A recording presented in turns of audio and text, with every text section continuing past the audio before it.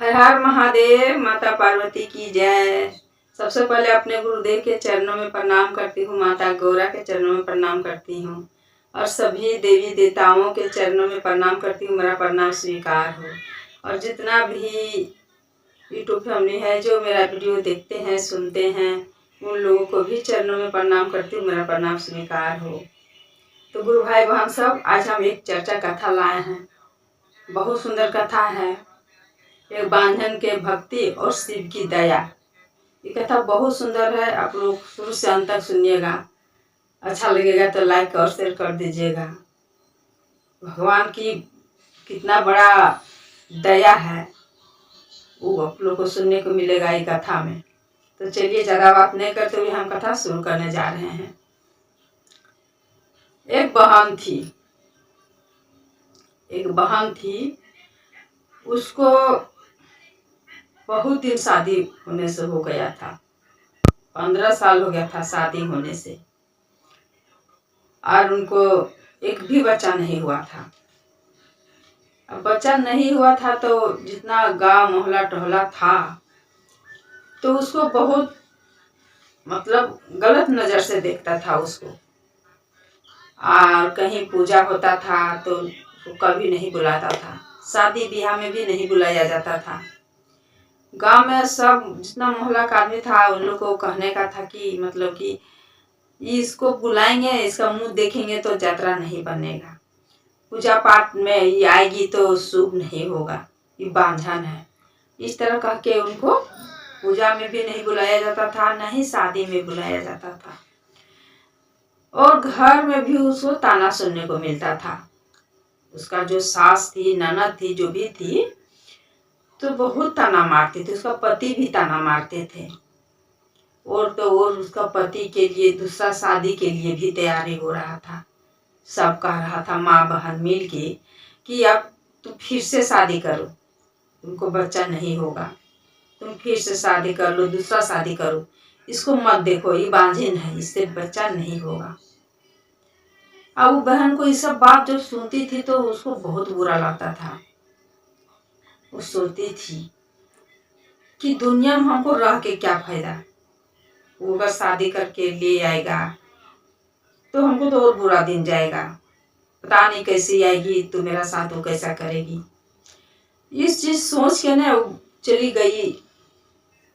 बहुत दूर में नदी था, नदी के सामने चल गई। जब नदी के सामने चल गई तो सोच रही है कि क्यों ना ये नदी में हम डूब के मर जाए।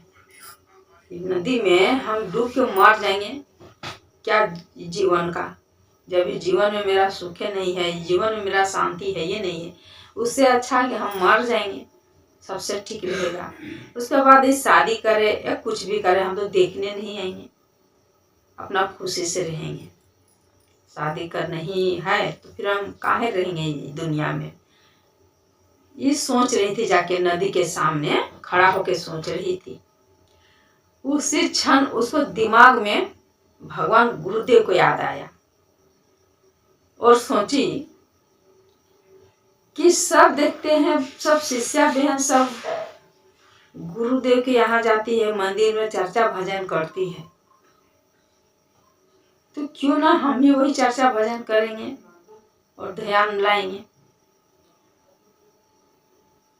भगवान को ध्यान लाएंगे, भगवान की चर्चा करेंगे तो मेरा ये सब जो बोलती है ना वो मेरा ध्यान नहीं रहेगा। जो भी हम भगवान की चर्चा करेंगे और सुनेंगे तो मेरा ध्यान भगवान के प्रति लगा रहेगा। उसके बाद जो बोले, जो चीज बोले, हमको कोई मतलब नहीं रहेगा। और उसी दिन से वो मन ही सुनी थी, भगवान के 3 सूत्र भी सुनी थी। वो किसी दिन वो जा भी चुकी थी मंदिर, तो जाने के नहीं मिलता था, पर सुन चुकी थी, जा चुकी थी किसी तरह। तो वो 3 सूत्र भी सुन चुकी थी। तो सोची कि क्यों ना हम 3 सूत्र तो सुने ही हैं गुरुदेव के, तो क्यों ना हम वही 3 सूत्र हम भी अपना जो है 3 सूत्र हम लेके चलेंगे। तो वो शिष्या, वो जो बहन थी, वो प्रतिदिन भगवान के 3 सूत्र अपने से मनाने लगी, बोलने लगी। बोलते थे कि हे शिव, आप मेरे गुरु हैं, हम आपके शिष्य, मुझ शिष्य पर दया करिए प्रभु। अब हमको आप ही लाए हैं ये दुनिया में, और ये दुनिया से आप ले जाइएगा प्रभु। हम तो बहुत सोच के हम नदी किनारे चले गए थे, लेकिन उस टाइम आप ही हमको रोके हैं, क्योंकि दिमाग में आप आए मेरा, तो हम नदी में नहीं कूदे, और नहीं तो हम नदी में कूदने वाले थे।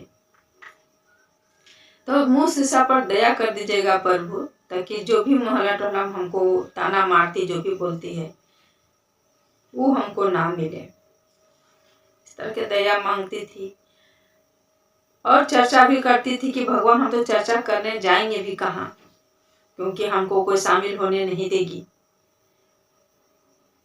तो जो भी चर्चा करने का रहता भगवान के सामने भगवान को बोलती थी, भगवान के प्रति अपना दुख सुनाती थी भगवान से, वही चर्चा मानती थी और नमन कर लेती थी, 108 बार करके प्रणाम कर लेती थी। इस तरह के वो सुबह शाम करती थी। तो एक ब्राह्मण घर में, गांव में उन्हीं के गांव में एक ब्राह्मण घर में बहुत बड़ा यज्ञ रखा था, बहुत बड़ा पूजा, पूरा गांव को खोजा था, खाना पीना सबका व्यवस्था किया था। वो ब्राह्मण को सबका खोजा, सबका बोला, लेकिन वो बहन को नहीं बोला।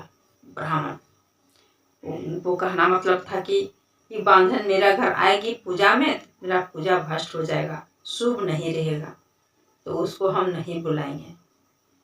पूरा गांव के सब पहुंच गया, पर जिस बहन थी शिष्या बहन, ये अपना घर में ही भगवान को याद कर करके रो रही थी कि भगवान हमको इस दुनिया में लाए हैं, इतना बुरे बना के क्यों लाए हैं प्रभु, हम कितना बड़ा गलती किए थे, अगर गलती किए तो फिर लाए क्यों।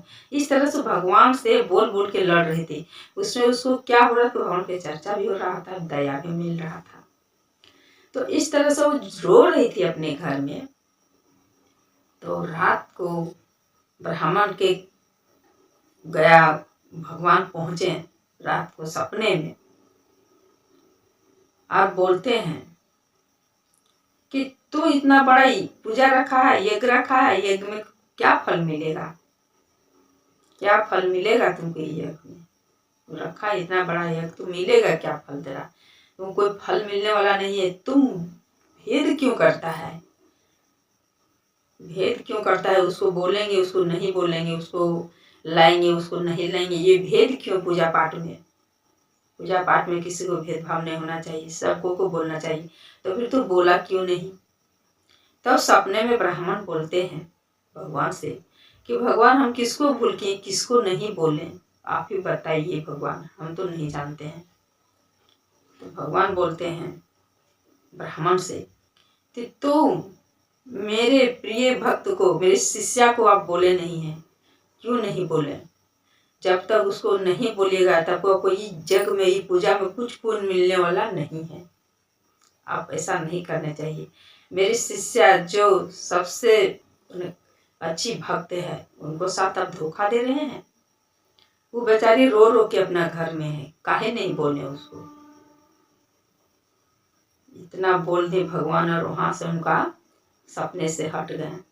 तब ब्राह्मण उठ के बैठे और बोले प्रभु जो भी हुआ गलती, मुझसे गलती हुआ क्षमा कर दीजिए।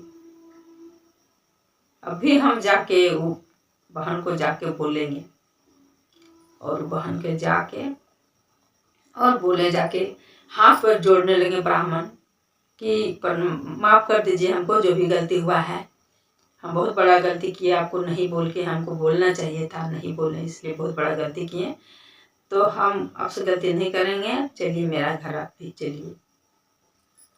आदर के सम्मान के साथ ब्राह्मण अपना घर ले गए, पूजा में शामिल किए, उनको भी पूजा करके वहां से लौटी। 1 महीना के बाद वो जो बहन थी वो गर्भवती हो गई। 9वें महीना के बाद उनको सुंदर सा पुत्र मिल गया, भगवान की कृपा से, भगवान की दया से। जब पुत्र मिल गया उनको तो खुशी से रहने लगी। भगवान के चर्चा करने लगी। हर शिष्या बहन इनको सब बुलाने लगी कि देखो भगवान का महिमा, ये मांगी तो इनको पूरा हो गया। सबसे प्रिय भक्त तो ये हुई, इनको जैसे मांगी भगवान से भगवान पूरा कर दिए। और हर पूजा पाठ में इनको भी बुलाने लगे, शादी ब्याह में भी सब बुलाने लगे। तो यही कहते हैं गुरु भाई बहन, सब भेदभाव नहीं रखना चाहिए। सब ऊपर वाला के हाथ में है, वो देंगे तब होगा, वो नहीं देंगे तो होने वाला नहीं है। इसलिए भेदभाव मनुष्य के बीच में तो होना ही नहीं चाहिए। किसी का हाथ में कुछ नहीं रहता है, सब ऊपर वाला के हाथ में रहता है। भगवान अगर इतना दिन नहीं दिए थे तो कुछ परीक्षा ही लेने के लिए नहीं दिए होंगे, पर भगवान की ही कृपा से उनका सुंदर सा पुत्र मिल गया। और सब खुशी भी मिलने लगा उनको, घर से बाहर से मिलने लगा। जितना को रवाया था उनको, उतना को उनको प्रेम करने लगा और हंसाने लगा। तो इसलिए किसी को बुरा कभी नहीं सोचना चाहिए। तो चलिए, आज का कहानी सुन के आप लोग को अच्छा लगा होगा। अगर अच्छा लगा होगा तो लाइक कर दीजिएगा, शेयर कर दीजिएगा, कमेंट बॉक्स में हर हर महादेव जरूर लिखिएगा। तो सब मिलके बोलिए हर हर महादेव, माता पार्वती की जय।